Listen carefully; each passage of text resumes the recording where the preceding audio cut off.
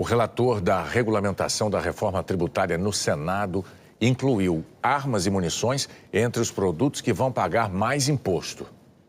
A primeira etapa da reforma tributária foi concluída em dezembro do ano passado, quando deputados e senadores aprovaram a proposta do governo federal que substitui 5 tributos que existem hoje por 2 impostos sobre valor agregado, um administrado pelo governo federal e outro por estados e municípios. Os 2 impostos serão cobrados no local onde o bem é comprado e o serviço prestado.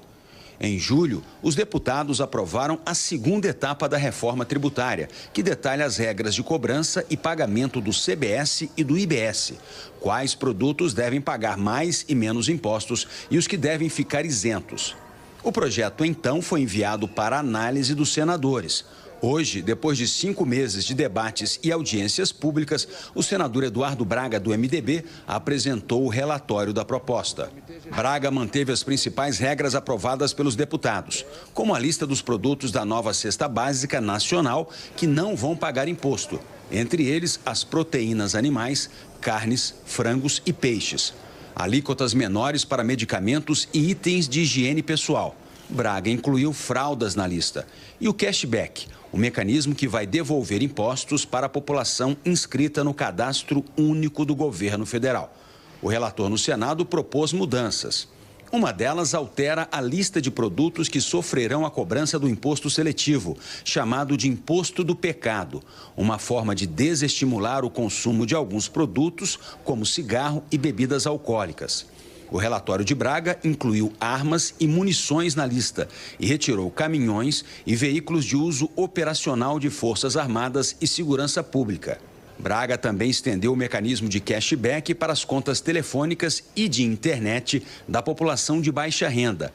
Esse tipo de devolução do imposto pago já estava previsto na compra de botijão de gás de até 13 quilos e contas de luz, água e serviço de esgoto e gás canalizado. Quando o texto da regulamentação da reforma tributária foi enviado pelo governo, a estimativa da alíquota padrão sobre produtos e serviços era de 26,5%. O texto aprovado pela Câmara, de acordo com o Ministério da Fazenda, aumentou esse índice para quase 28%. Os novos impostos só entram em vigor em janeiro de 2033. Braga colocou no relatório dele que o governo federal terá 90 dias para encontrar medidas que mantenham a alíquota em 26,5%. Se a soma das alíquotas de referência estimada resultar em percentual superior a 26,5%, o Poder Executivo encaminhará projeto de lei complementar ao Congresso, ouvido o Comitê Gestor do IBS, propondo a diminuição das reduções de alíquotas. A leitura do relatório na Comissão de Constituição e Justiça estava prevista para hoje. O senador Marcos Rogério, do PL, que estava presidindo a CCJ, cancelou a sessão por falta de quórum. A sessão estava marcada para as 4 da tarde e foi cancelada 11 minutos depois. Tendo em vista a absoluta ausência de quórum, declaro o cancelamento da presente reunião. 6 senadores marcaram presença, quando o número mínimo para votação é de 14 parlamentares. Como a sessão era semipresencial, os senadores poderiam ter marcado presença de onde estivessem. A base governista é maioria na CCJ. Braga ainda ligou para o presidente do Senado, Rodrigo Pacheco, do PSD, em busca de apoio, mas já não havia mais o que fazer. Nos bastidores, senadores governistas e de oposição veem a falta de quórum na Comissão de Constituição e Justiça como um gesto de insatisfação pela demora na liberação do dinheiro das emendas parlamentares ao orçamento.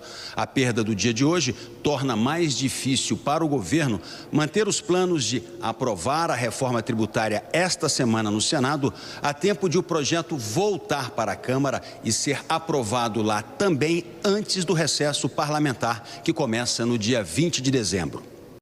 Essa fome é de... Como 19,90 8 bibis de carne. Essa fome